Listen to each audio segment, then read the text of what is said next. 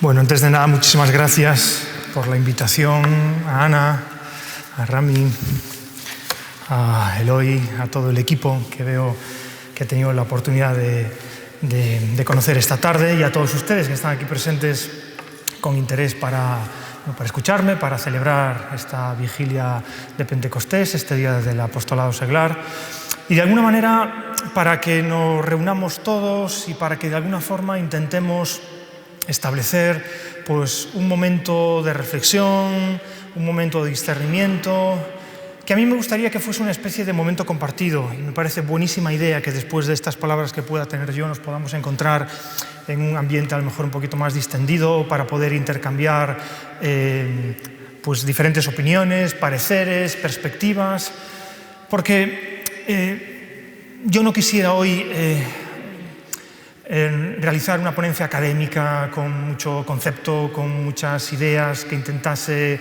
pues qué sé yo, hacer una elaboración teórica o una reflexión abstracta sobre principios teológicos o eclesiológicos que pueden ser, desde luego creo que son muy interesantes, pero que a lo mejor no es lo que nos puede ayudar a aterrizar, a tener más concreción en aquello que puede ser más fructífero para nuestra vida pastoral y, por lo tanto, para nuestro compromiso cristiano y para nuestra vida en general, ¿no?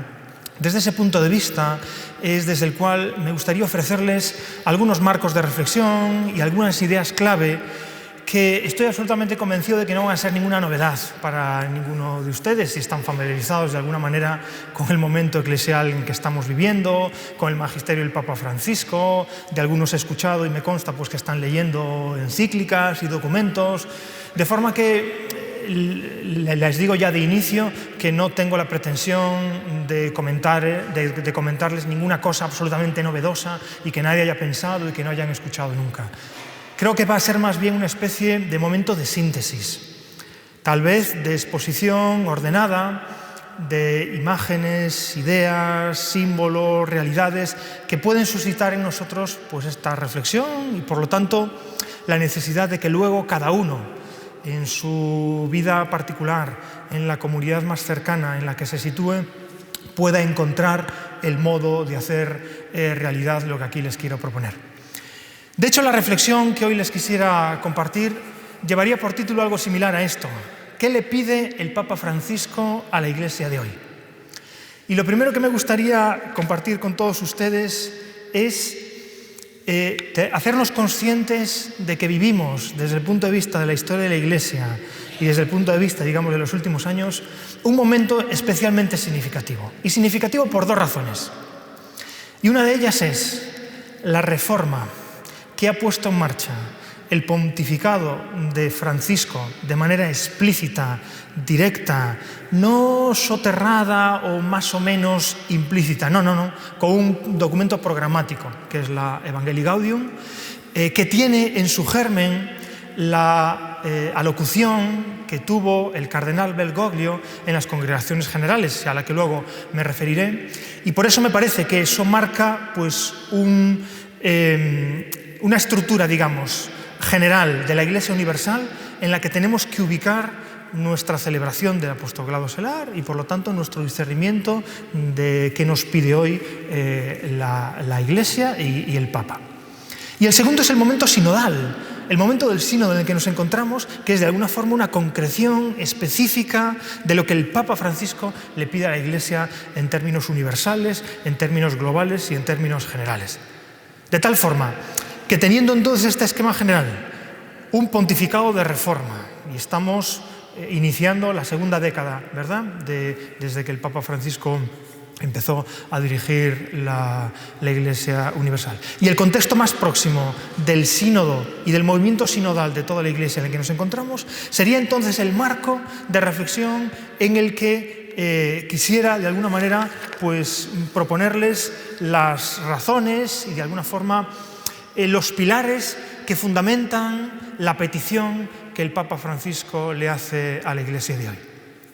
Y para eso tendríamos entonces que dar un pasito atrás en el tiempo y preguntarnos qué es lo que provocó la elección del Papa Francisco y qué es lo que provocó, de alguna manera, la puesta en marcha de este proceso de reforma que se va desarrollando a lo largo del tiempo y que tiene en los últimos años su concreción más inmediata en el sínodo en el que estamos. Pues todos ustedes recordarán el impacto que provocó hace algo más de 10 años, como les digo, la renuncia del Papa Benedicto XVI.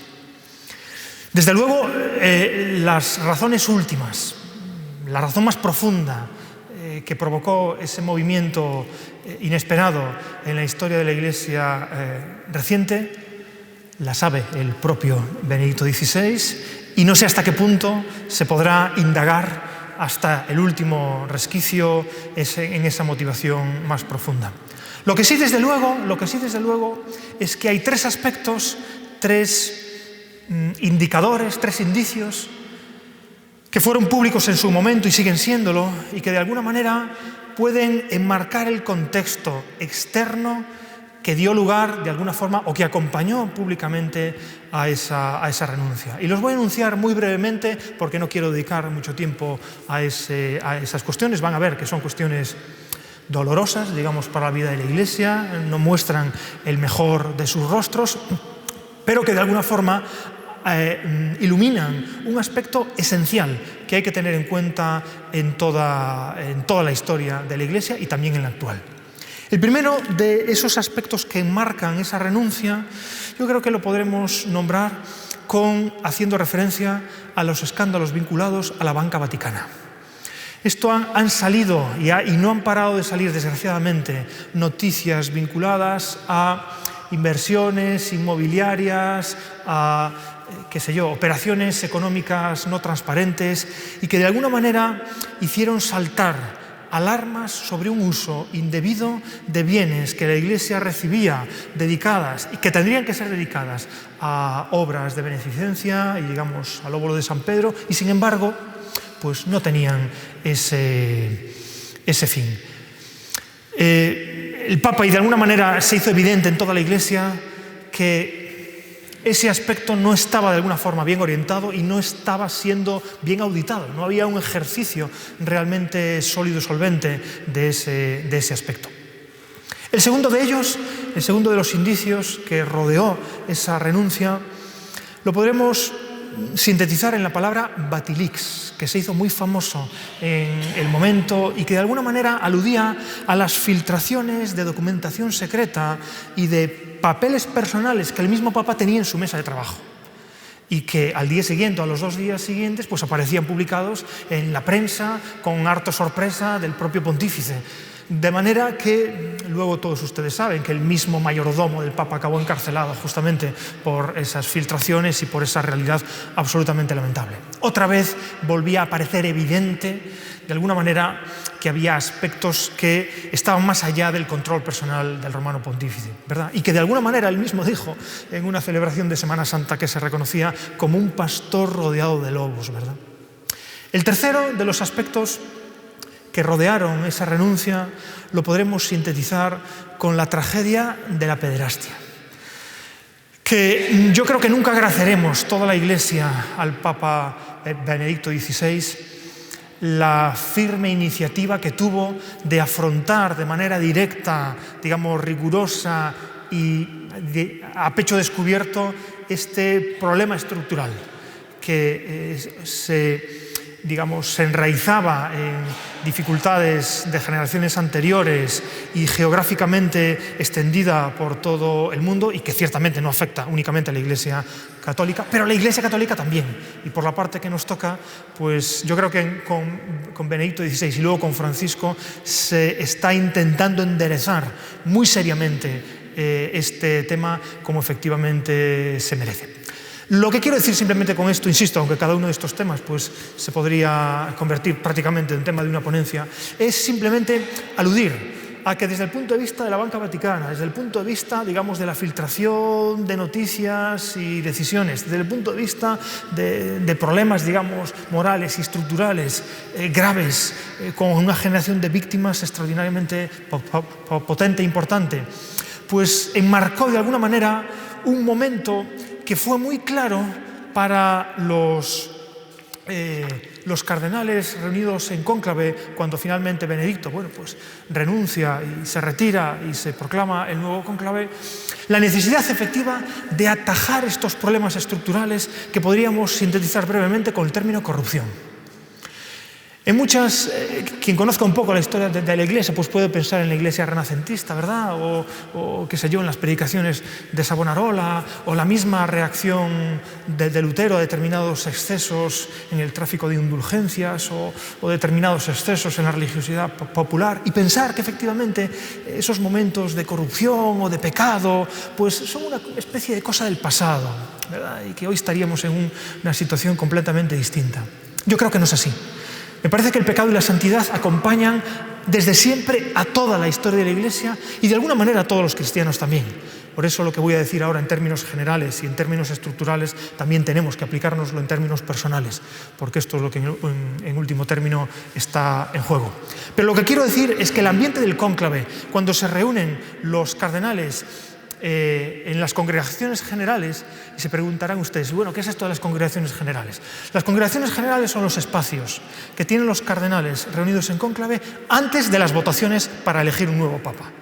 Y ahí los cardenales tienen una especie de 2 o 3 minutos para hablar y para diagnosticar de alguna manera el momento que a su juicio pues está viviendo la Iglesia y cuál a su juicio debe ser el perfil del siguiente pontífice.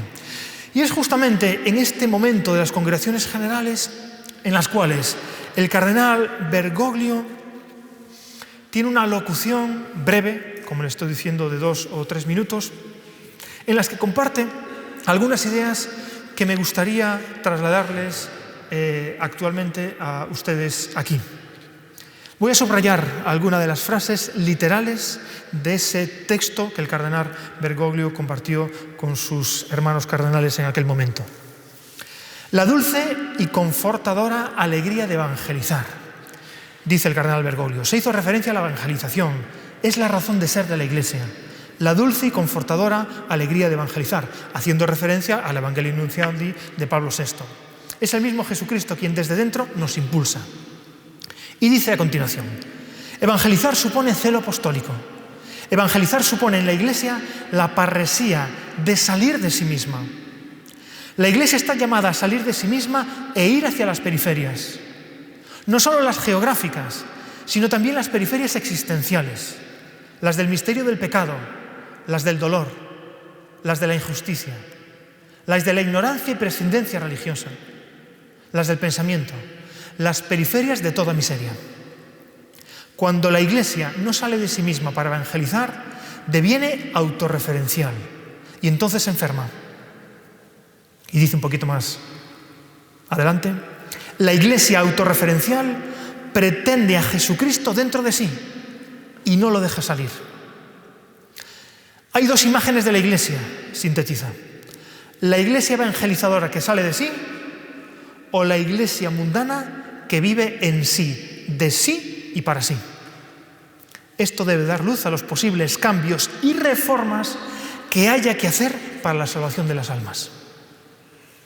Y finaliza, pensando en el próximo Papa, un hombre que desde la contemplación de Jesucristo y desde la adoración a Jesucristo ayude a la Iglesia a salir de sí hacia las periferias existenciales, que le ayude a ser la madre fecunda que vive la dulce y confortadora alegría de evangelizar.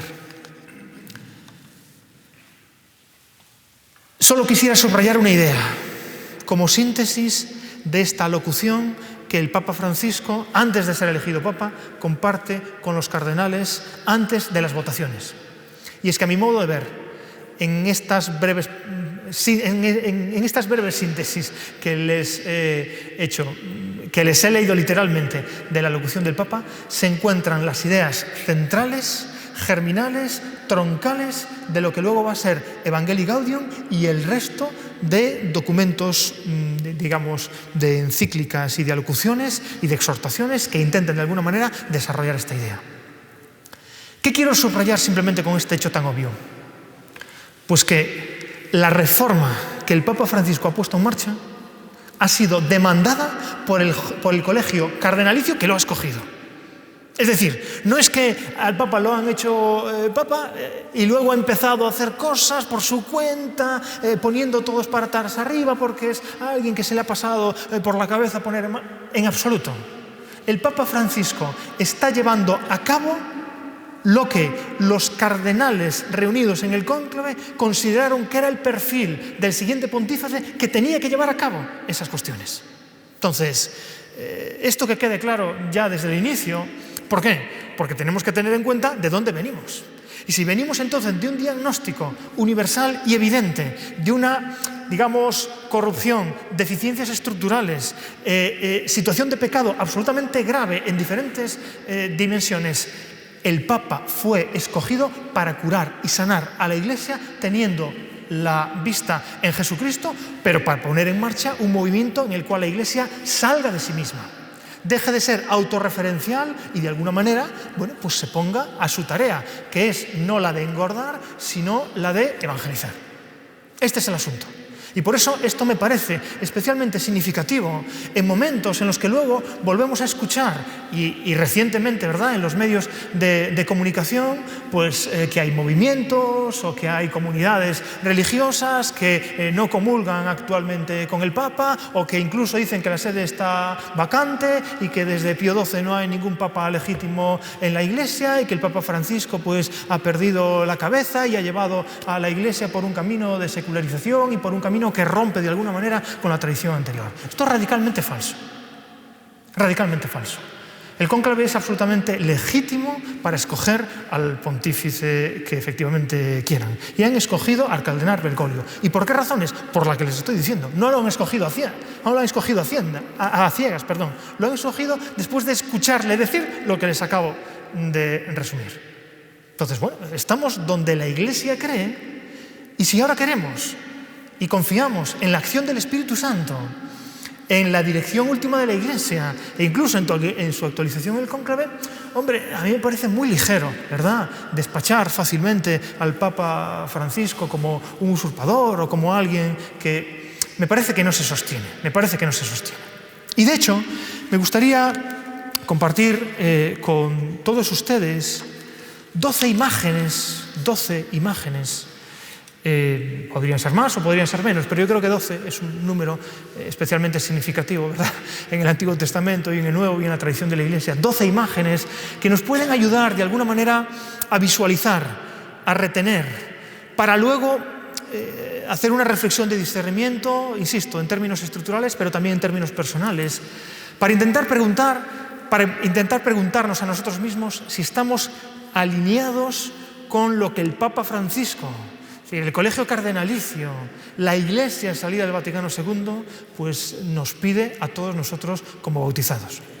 La primera imagen es la de la Iglesia en salida o el carácter misionero del Evangelio. Se trata únicamente de hacernos conscientes de lo que le acabo de decir. La idea central del pontificado de Francisco es: la Iglesia tiene que escoger en estar quieta, autorreferencial, estar encorvada sobre sí como la mujer del Evangelio, o levantar la cabeza y experimentar el empujón del Espíritu que le dice: la Iglesia no es un fin en sí mismo, sino que está al servicio de la predicación del reino. Y la Iglesia, por lo tanto, es útil a la labor de Dios y es instrumento efectivo de Jesucristo cuando cumple su función. Y su función es salir de sí. De tal manera que en la Evangelii Gaudium el Papa insiste mucho en que cambiemos lo que tengamos que cambiar: horarios, organización, distribución de parroquias, de diócesis, esquemas pastorales, y no caigamos en la inercia de pensar: no, es que esto siempre se ha hecho así, no, es que esto no se puede tocar, no, es que esto tiene una larga tradición. A veces esa larga tradición tiene 50 años, a veces esa larga tradición tiene 10 años, a veces esa larga tradición tiene algo más, pero en cualquier caso nunca se puede identificar con la tradición de la Iglesia, que siempre es mucho mayor y siempre es mucho más seria. Por lo tanto, esta primera imagen, la Iglesia que sale de sí, la Iglesia en salida. Segunda imagen, la Iglesia como hospital de campaña. Ninguna de estas imágenes que les voy a decir, ya se lo adelantaba antes, es ninguna novedad, no me la he inventado yo. y seguro que la han escuchado más de una y dos veces. Pero vamos a intentar ordenarlas y luego tratar de exprimirlas para aplicarlas a nuestra vida. Segunda imagen, pues, la del hospital de campaña. Esta me parece especialmente significativa, por una razón muy clara. El Evangelio es predicado para curar, para sanar. Esto es lo que significa en el fondo el término salvación. Salvación y sanación, en su raíz etimológica, no se diferencian. De tal manera que el Evangelio no puede ser de alguna forma una especie de piedra arrojadiza que nosotros recibimos para machacarnos y para recibir los golpes de que efectivamente nunca estamos a su altura. Efectivamente que nunca estamos a su altura. Pero no recibimos la predicación del Evangelio para autoflagelarnos y para machacarnos diciendo efectivamente no estamos a su altura, sino justamente para el contrario, para impulsarnos, para sanar las heridas de las que todos tenemos necesidad. Y la imagen del hospital de campaña es especialmente significativa. ¿Por qué? Porque en un hospital de campaña no hay triaje. En un hospital de campaña no se pueden andar con muchas consideraciones de, bueno, vamos a establecer. Hay que atender las hemorragias de la gente que está perdiendo la vida. Es decir, hay que atender las cosas absolutamente graves cuando viene alguien pues, con la cabeza abierta o con los intestinos fuera. Y hay que atender a la vida tal como viene. Y esto es lo que sucede efectivamente en los hospitales de campaña y es lo que el Papa quiere que sea la Iglesia. Tenemos que atender las situaciones tal cual nos vienen. Ah, sí, pero es que esta no se ajusta al ideal ni cumple los preceptos adecuados. Mira, estamos en una situación de emergencia. Y en esta situación de emergencia hay que coger la vida tal como nos viene. Por eso me parece que esta idea de hospital de campaña es por muchas razones extraordinariamente plástica. En los hospitales de campaña no hay paredes gruesas. No hay que pasar a través de una burocracia larguísima para al final llegar, después de un año, ¿verdad? Que te dan cita o que llegas al médico que acabas viendo allí al final de un pasillo larguísimo. No. Hospital de campaña es pues como una tienda de campaña en la cual bueno, pues la gente viene y tal, y todo el mundo que puede echa una mano. ¿En qué? En lo que puede, en lo que sabe, en lo que está. Y toda ayuda es bienvenida y recibida. Esta es la idea. Y esto es lo que el Papa Francisco quiere que sea la Iglesia. A mí me parece extraordinariamente evocadora y plástica. Tercera idea, la Iglesia como pirámide invertida. Como pirámide invertida. Todos ustedes saben lo que es una pirámide. La pirámide de una base muy amplia, hay una figura geométrica que va ascendiendo hasta una cúspide, ¿verdad? Hasta un cenit, en donde se encuentra justamente el vértice superior de esa pirámide. Si nosotros imaginamos la Iglesia como una pirámide, tendemos a pensar que los laicos, los seglares, los bautizados, los cristianos de a pie, como los que aquí estamos reunidos celebrando este día del apostolado seglar, pues somos la base. Y de alguna manera los ministerios, el sacramento del orden, de alguna manera pues los diáconos, los presbíteros, los obispos, y finalmente conferencias episcopales, incluso el Papa, pues irían creciendo en la organización de la Iglesia, creciendo en importancia, creciendo en honor, creciendo en dignidad, creciendo en capacidad de decisión, de cargo y de alguna manera, pues claro, hasta ocupar efectivamente la cúspide. ¿Qué nos propone el Papa? El Papa dice, denle la vuelta a la pirámide.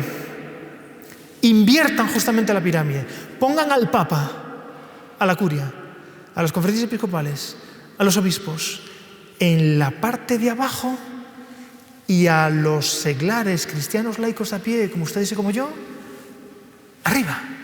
Y entonces se queda un poco sorprendido y dice, pero ¿qué sentido tiene de darle la vuelta a la pirámide y pensar la Iglesia como una pirámide invertida?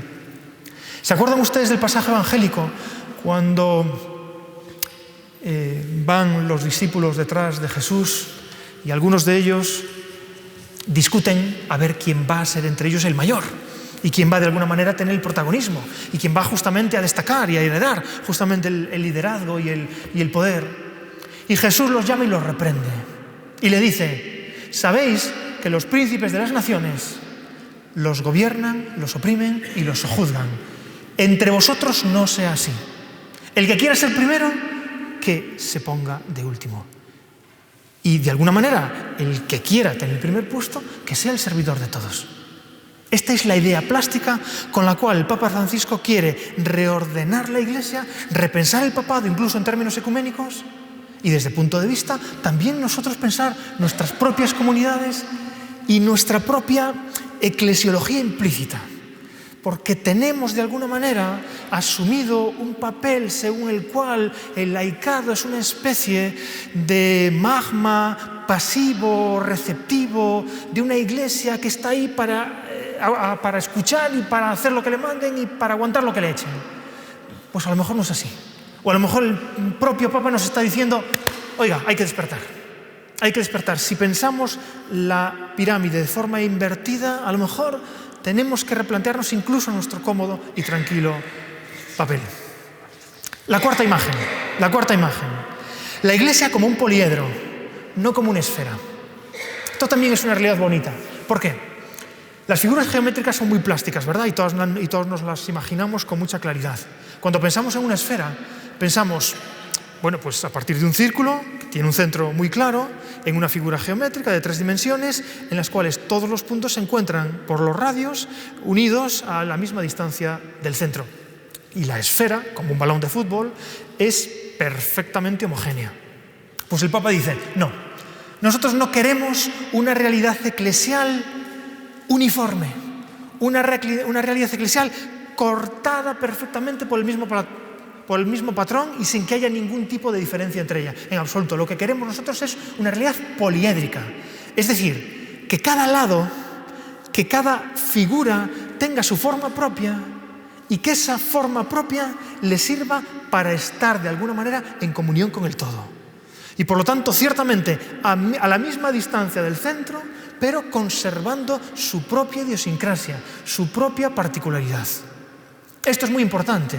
¿Por qué? Porque cuando creemos que la Iglesia es, digamos, una realidad en la cual todos tenemos que pensar igual, todos tenemos que conducirnos de la misma manera, todos tenemos que tener nos estamos equivocando, estamos uniformizando, estamos esferificando la Iglesia y saltándonos algo que es absolutamente capital desde el Concilio Vaticano II, la inculturación. ¿La inculturación qué significa? Que el Evangelio ha de hacerse carne verdadera en cada iglesia particular, con los modos propios de la cultura de cada iglesia particular. Entonces es lógico que incluso dentro de una misma cultura o dentro de un mismo país, pues en Cataluña vivan su compromiso cristiano y se expresen en su lengua y en sus claves culturales como son propias. Y lo mismo en Galicia, o lo mismo efectivamente en La Mancha y en Albacete. ¿Por qué tenemos que estar pensados únicamente con un esquema uniforme como si la Iglesia fuese una esfera? Somos un poliedro. Y de ahí, por lo tanto, ¿el qué? Que la propia Amazonía tenga sus propias cualidades o haya ritos específicos para Oriente o se respeten efectivamente el qué? La pluralidad cultural, histórica, geográfica, lingüística de lo que efectivamente compone la universalidad de la Iglesia. En el texto de Pentecostés no se dice que todos hablasen la misma lengua, sino que todos, cada uno hablando en su lengua, sin embargo se entendían. Este es el asunto. El Espíritu no uniformiza, sino que trasciende las diferencias culturales, manteniendo la unidad del todo con la figura del poliedro. Por eso me parece especialmente significativo esta cuarta imagen. La quinta, la conversión ecológica según el Evangelio de la creación. En el 2015 el Papa Francisco publicó la encíclica Laudato Si, que seguro que todos ustedes conocen, y habló en ella de muchas cosas, ciertamente, pero quiero destacar una por lo polémica que fue y también por la injusticia que se hizo con ella, y es que el Papa habló de la conversión ecológica, y ahí saltaron movimientos conservadores, incluso algún cardenal, diciendo el Papa ha perdido la razón completamente, la conversión ecológica. La conversión solo puede ser conversión a Jesucristo. Cuando hablamos en cristianismo y en la teología cristiana de conversión, la conversión solo es algo religioso y por lo tanto es a la persona de Jesucristo. ¿Qué tal? Eso de conversión ecológica es que el Papa quiere quedar bien con movimientos ecologistas, movimientos de izquierda, porque en el fondo el Papa es un tapado de... Se han dicho barbaridades sobre él. Si ustedes ven lo que dice el Papa literalmente sobre la conversión ecológica, dice lo siguiente. El encuentro con Jesucristo es efectivamente la fuente de toda conversión. Ahora bien, el encuentro con Jesucristo tiene consecuencias para el modo según el cual los cristianos nos relacionamos con la creación. Y por lo tanto, en ese orden de consecuencias, en relación con el medio ambiente, en relación con la distribución de los recursos energéticos, en relación con el agua, en relación con todo lo que es fuente de vida, la conversión religiosa a Jesucristo tiene determinadas traducciones, determinadas consecuencias, que es el punto en el cual llama la atención la conversión ecológica. Por lo tanto, no hay ninguna traición, no hay ninguna, ninguna secularización del término conversión, como si el Papa quisiese hacer ahora del Evangelio una especie de agenda política verde. En absoluto, eso no es cierto. Y en el fondo, en el capítulo 2 de la Laudato Si, se ve con toda claridad la fundamentación bíblica y teológica en el cual se pone a todo el planeta, a toda la casa común, a la escucha de la sabiduría de las tradiciones religiosas. Y en el fondo, ¿qué dice aquí el cristianismo? Pues si todo cuanto existe es creación, que es lo que dice el primer artículo del credo, ¿no? Creo en Dios, Padre Todopoderoso, creador del cielo y de la tierra.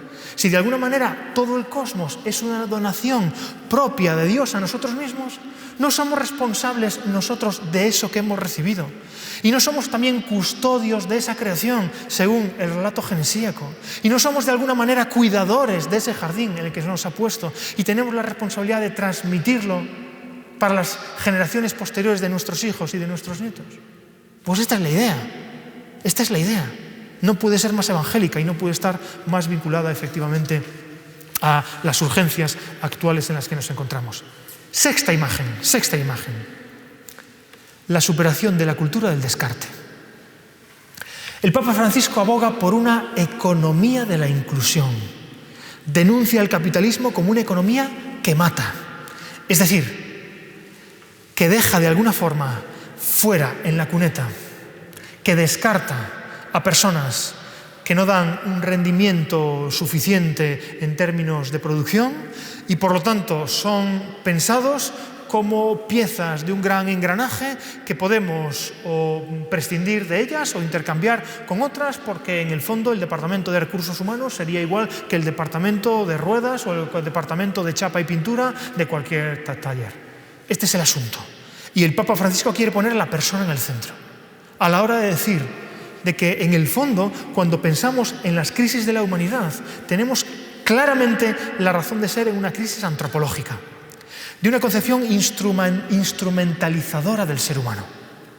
Y si pensamos entonces en esos términos, y si gestionamos la economía y los problemas medioambientales, los problemas políticos y sociales, estamos abocados justamente a una cultura que va en el camino contrario al del Evangelio. Por eso él quiere subrayar que tenemos que superar entre todos la cultura del descarte. Y por eso hace una llamada a los líderes del mundo, hace una llamada, digamos, a los países, a las comunidades autónomas, a las comunidades de vecinos, a las iglesias y a cada uno de nosotros en los diferentes niveles de la subsidiariedad para tomar, las riendas del asunto y evitar justamente caer en la inercia de esa economía del descarte. Séptima imagen. La cultura del encuentro. La cultura del encuentro. La cultura del encuentro es la idea con la cual el Papa Francisco intenta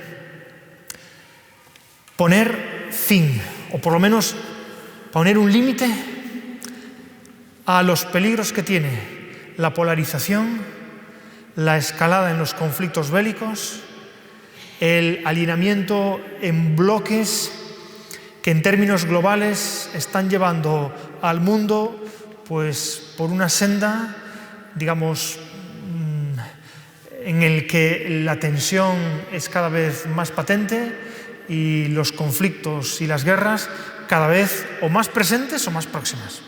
De hecho, el Papa Francisco dice que efectivamente estamos ya en la Tercera Guerra Mundial. Una guerra a pedazos, dice, una guerra fragmentaria, una guerra a trozos, pero ya estamos de alguna manera inmersos de alguna forma en esa.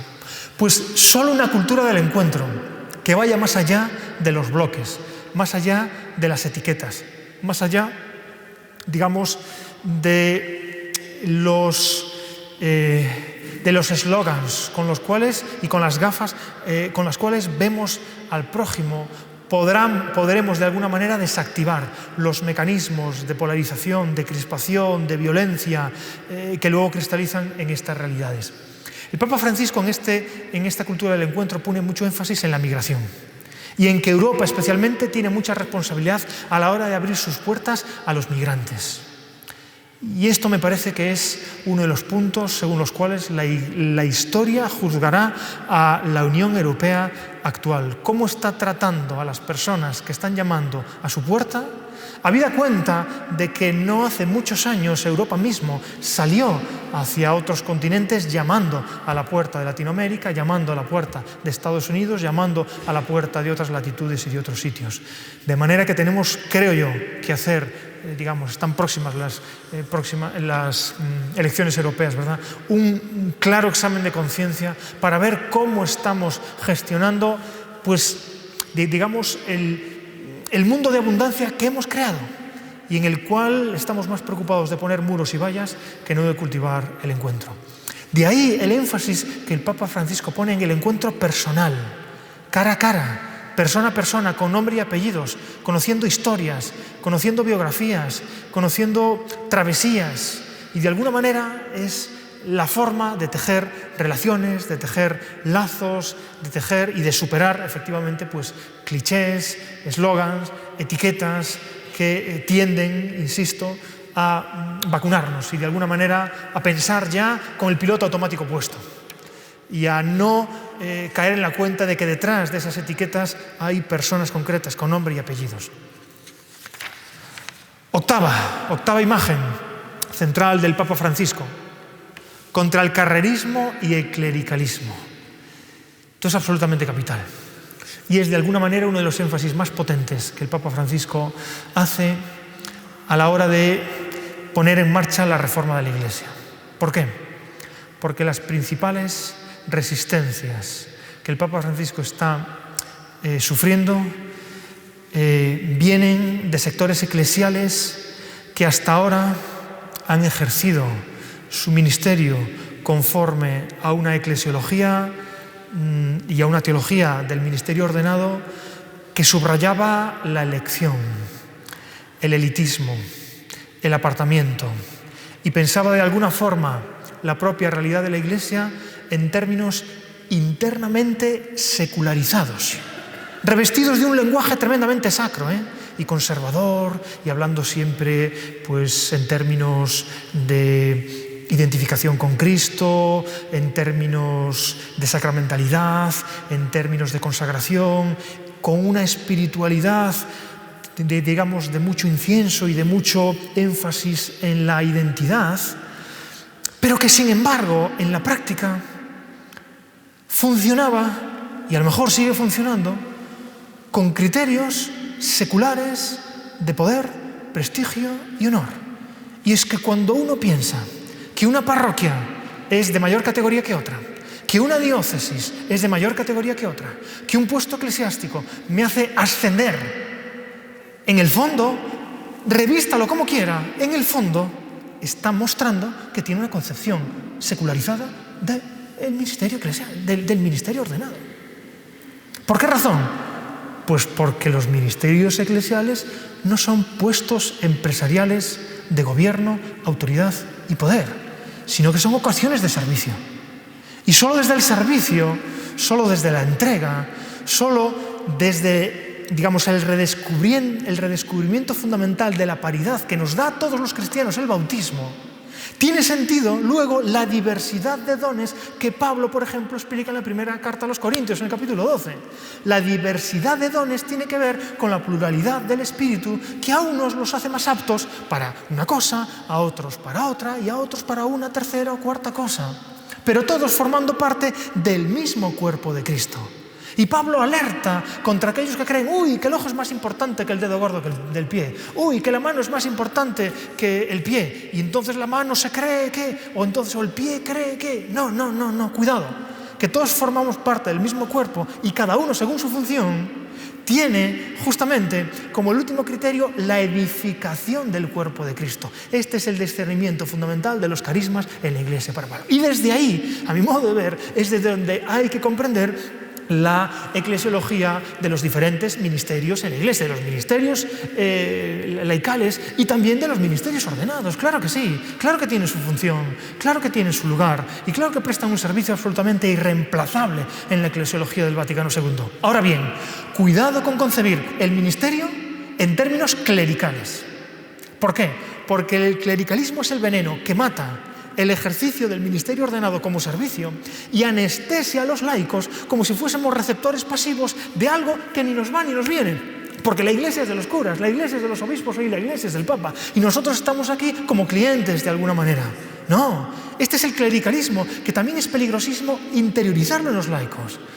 Muy probablemente el peor clericalismo es el clericalismo laical, ¿verdad? Cuando efectivamente aceptamos este estado de cosas y de alguna manera nos creemos esta concepción clerical del ministerio. Por eso me parece que esta alerta contra el clericalismo en absoluto es una alerta o una crítica al ministerio ordenado, sino a una determinada forma equivocada de ejercerlo. Y este es el asunto. Por eso el Papa lo critica. El Papa es obispo, el Papa está ordenado. Es decir, no se está criticando a sí mismo en el fundamento de su ministerio sacramental, sino a una manera equivocada de ejercerlo. Este es el punto decisivo. Y por eso, claro, carrerismo, clericalismo, en el fondo son formas de, digamos, tergiversar el mandato evangélico de yo no estoy aquí para ser servido, sino justamente para servir. El lavatorio. Ahí probablemente es donde tenemos la imagen más plástica y directa de lo que el Papa quiere que sea justamente esa lucha contra el clericalismo y contra el carrerismo. Novena, la Iglesia samaritana. La Iglesia samaritana. Todos ustedes conocen el pasaje evangélico, ¿verdad? En el que se hace referencia justamente al samaritano que se apiada y desvía su camino y se ocupa de la sanación y del cuidado de quien se encuentra en la cuneta. No le pregunta de dónde viene, no le pregunta qué ha hecho, no le pregunta si merece la atención, no le pregunta nada. Simplemente actúa, se pone en marcha y atiende de alguna manera a las necesidades de quien ha sido apaleado. No le pregunta si tiene razón, si lo han apaleado con justicia o es un criminal, lo atiende. Y luego se hace cargo incluso de los gastos que pueda derivar. Es otra imagen especialmente significativa con el cual el Papa quiere de alguna manera señalar el camino de reforma de la Iglesia samaritana. Décima. ¿Quién soy yo para juzgar? Esta es la respuesta que dio el Papa Francisco viniendo de Río de Janeiro, poco después de la Jornada Mundial de la Juventud, si no recuerdo mal, y de ser ordenado Papa, cuando le preguntaron sobre las personas homosexuales. ¿Quién soy yo para juzgar? Y a esta luz habría que leer Fiducia Supplicans, ese documento que en el fondo lo único que hace es: bendigan ustedes a quien solicite la bendición y empujen ustedes en dirección eclesial a quienes demanden atención eclesial. Nada más que eso, nada más que eso. No le nieguen la bendición de Dios a quien se la pida. Sean quienes sean, se encuentren como se encuentren, porque la Iglesia no tiene que ser pensada como una aduana en la cual ustedes tienen que pasar primero por aquí, rellenar todas estas casillas, entregar no sé qué papeles, ver si todo está en orden y luego ya veremos si efectivamente le dan el sello. No. Iglesia samaritana, que no juzga antes de atender y no se interpone entre la bendición de Dios, del amor incondicional de Dios, que nos acepta a todos, y quien efectivamente viene a la Iglesia reclamando esa bendición, o de alguna manera solicitándola, ¿verdad? Pidiéndola. Este es el asunto. Y simplemente eso, que como ven ustedes es un acento pastoral, no ha cambiado la doctrina, el Papa no se ha metido a reformar a fondo ninguno de esos temas. Únicamente ha flexibilizado, por decirlo así, la praxis pastoral en la vía de la misericordia. ¿Quién soy yo para juzgar? 11ª, y voy terminando ya. Contra una teología de escritorio. Ha habido sectores eclesiales, incluso algunos teólogos, que han dicho: el Papa tiene alergia a la teología, solo está con consignas y con cuestiones pastorales y tal. No es cierto. Lo que el Papa dice contra la teología del escritorio es cuando la teología se desconecta de la vida polifónica de la Iglesia. Cuando la teología se convierte en una especie de reflexión centrada en sí misma, sin conexión con la vida, se refugia en un lenguaje abstruso, especulativo, que nadie entiende y que en el fondo a nadie le interesa, entonces ha dejado de ser teología. ¿Saben ustedes por qué? Porque la teología es la explicación metódica de los contenidos de la fe cristiana. Entonces, si no explica, si no ayuda a personalizar lo que nosotros creemos, si no ayuda a que de alguna manera nos configuremos con lo que vivimos en la vida litúrgica, con lo que decimos cuando evangelizamos, si de alguna manera no sirve a su propia labor de explicación, entonces ¿para qué sirve? Y contra eso va el Papa, contra una teología no académica, porque obviamente la teología para ser tal tiene que ser rigurosa y tiene que ser, digamos, hecha con fundamento y hay que pasar tiempo en la biblioteca y hay que estudiar y hay que escribir. Claro que sí, eso es una teología, digamos, sólida. Pero lo que no tiene que ser es una teología al margen de la vida eclesial. O una teología que enchoriza documentos o que está únicamente pendiente de sutilezas que en el fondo no tienen ningún tipo de relevancia para la personalización de la fe. Al contrario, ese es el punto. 12ª, y termino ya, es la idea fundamental con la cual el Papa intenta de alguna forma superar los conflictos eclesiales. Y esta la desgaja en cuatro, digámoslo así, en cuatro grandes polaridades que, bueno, se podrían explicar con más detalle, pero que simplemente voy a enunciar. El tiempo es superior al espacio, la unidad prevalece sobre el conflicto, la realidad es más importante que la idea y el todo es superior a la parte. Digo una brevísima palabra sobre ellas porque a mi modo de ver en estas cuatro polaridades se podría, si tuviésemos algo más de tiempo, demostrar cómo se cumplen los criterios que en el libro de Yves Congar, del dominico Yves Congar, Verdadera y falsa reforma de la Iglesia, Congar muestra que debería tener una verdadera reforma de la Iglesia para ser justamente una reforma eclesial, una reforma de la Iglesia en la Iglesia, una reforma realmente evangélica y no falsa. A mi modo de ver, en estos cuatro criterios hay forma de ponerlos en correlación con los criterios de Congar, pero no lo voy a hacer ahora de manera detallada. Simplemente quiero explicar en una palabra cada uno de ellos. El tiempo es superior al espacio, dice el Papa Francisco. Más nos vale iniciar procesos que emplear muchas fuerzas en conquistar espacios. ¿A qué se refiere? Se refiere a que los procesos de reforma lógicamente no se hacen de hoy para mañana y que todos podemos caer en la tentación de decir, claro, es que llevamos 10 años con la reforma, o es que llevamos 2 años con el sínodo, o es que llevamos toda la vida intentando en la parroquia hacer cosas y esto sigue igual, y es que esto no cambia, y es que esto, bueno, paciencia. ¿Paciencia por qué? Porque vale más iniciar procesos, el tiempo es superior al espacio, que no intentar transformar de manera impositiva, de manera autoritativa, de manera, pues qué sé yo, automática, con otros medios que nos llenen esto de gente, que nos lleve... Cuidado con los éxitos inmediatos, porque normalmente es muy difícil de mantenerlos a largo plazo y son mucho más fructíferos pues las siembras que respetan las estaciones y, digamos, tienen los horizontes o tienen el tiempo de la Iglesia, digamos, en otra perspectiva.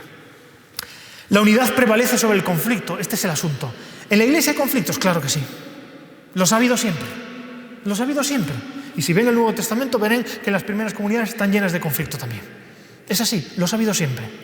Pero la unidad prevalece sobre el conflicto. Y los conflictos no se solucionan tensando las polaridades hasta la ruptura, ni situándose en una especie de irenismo punto medio entre las dos. No, los conflictos se resuelven en un nivel superior.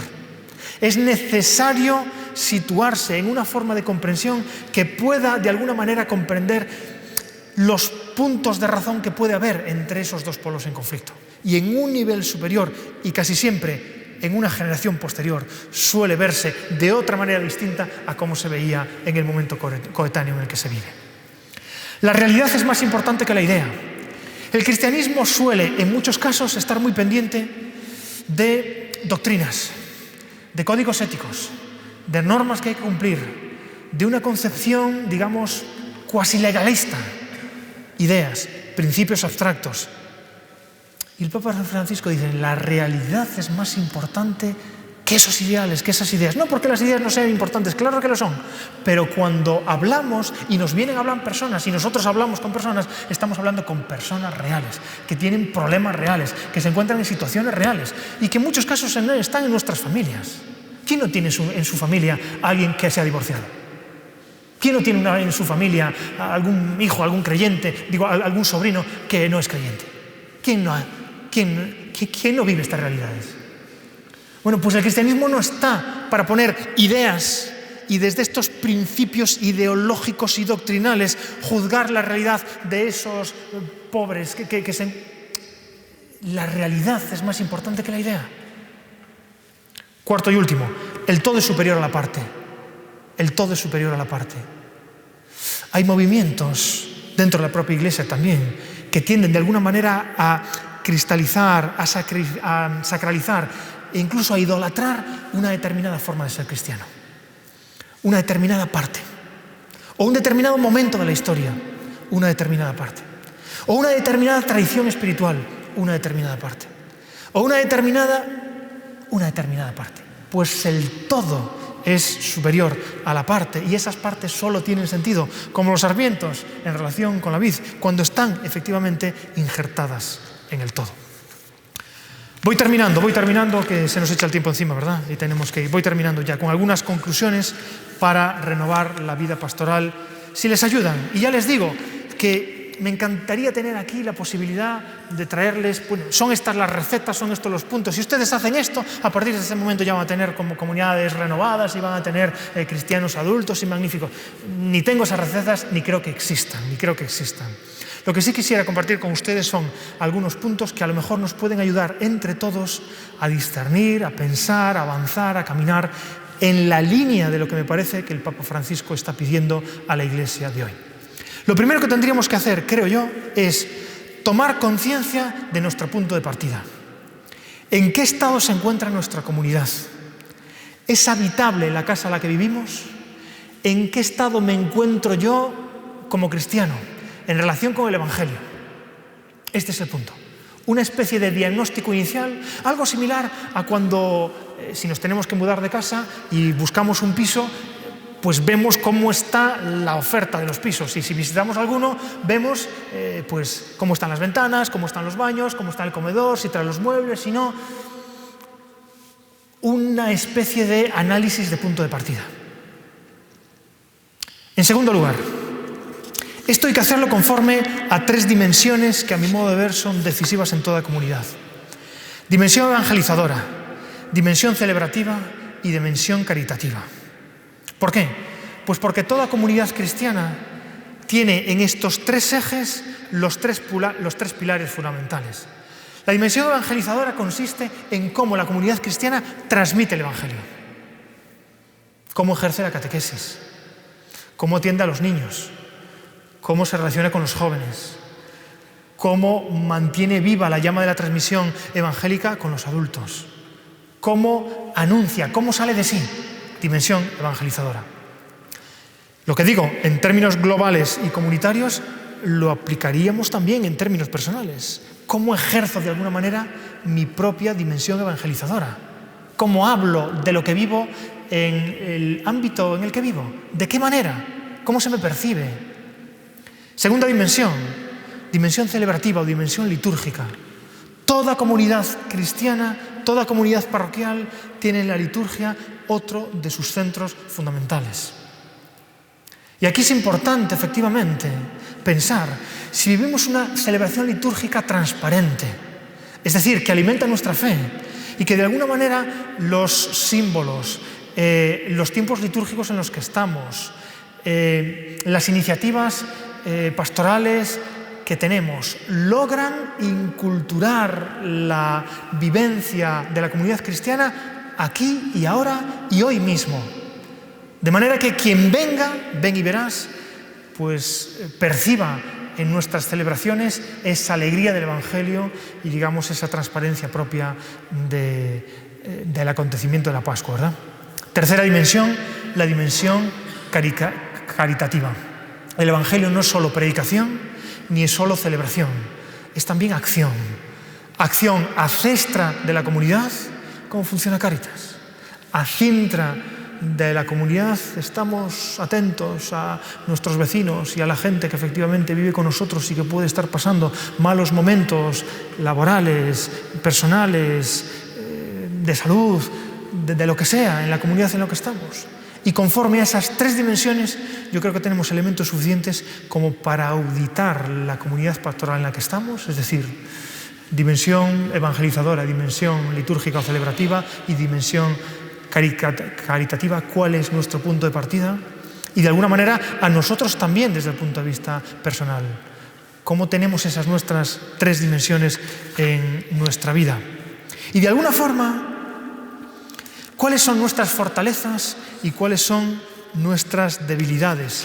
¿Cómo tendríamos de alguna manera que poner más atención en determinadas situaciones que vemos, pues que no cultivamos suficiente, o que tenemos desocupadas, o que no dedicamos tiempo a la oración, o que necesitamos más vida interior, o que necesitamos que la liturgia sea más profunda y no meramente asistencial, o al revés, más tiempo de formación, o qué sé yo, o más acción social, no lo sé. Ahí cada uno tendrá que efectivamente pulsar, ver fortalezas y debilidades. Y finalmente, ¿hacia dónde caminamos? ¿Cómo nos alineamos con lo que el Papa Francisco le pide a la Iglesia? Porque yo creo que la idea sería esta. No se trata de que creemos otra Iglesia, sino de que la Iglesia sea otra. No de crear otra Iglesia, sino de que la Iglesia sea otra. Por lo tanto, incluso pensando en nosotros mismos, ¿verdad? No tendremos que volver de alguna forma a rehacerlo todo porque eso es absolutamente imposible. Pero sí hay mucho margen de mejora, hay mucho margen de reforma en nuestras vidas y en nuestras comunidades. Por lo tanto, desde un análisis de cuál es nuestro punto de partida, desde un análisis de estas tres dimensiones, celebrativa, evangelizadora y caritativa, en términos eclesiales y en términos personales, ¿hacia dónde vamos? ¿Hacia dónde nos dirigimos? ¿Cómo nos alineamos con lo que el Papa Francisco le pide a la Iglesia de hoy?